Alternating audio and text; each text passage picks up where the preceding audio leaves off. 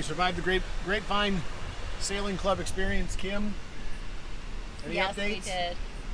None at all. I had a great time. Got to enjoy a lot of great people. Fried Gouda and Dave's teeny weeny belt.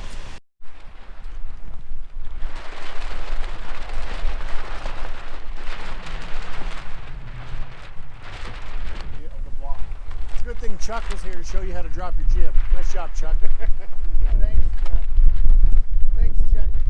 Now he's got to work on a better We got hat. a full team now. We got somebody who knows what they're doing, and we got a smart ass. All right, so we're gonna go take out the Precision 15 that I've never been on.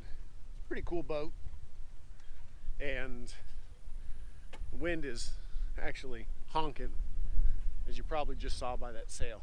So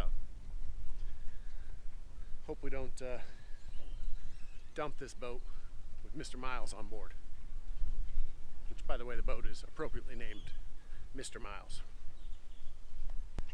And since it's blowing 20, who knows what'll happen. First, I gotta find my life jacket that I think someone stole at our last regatta. So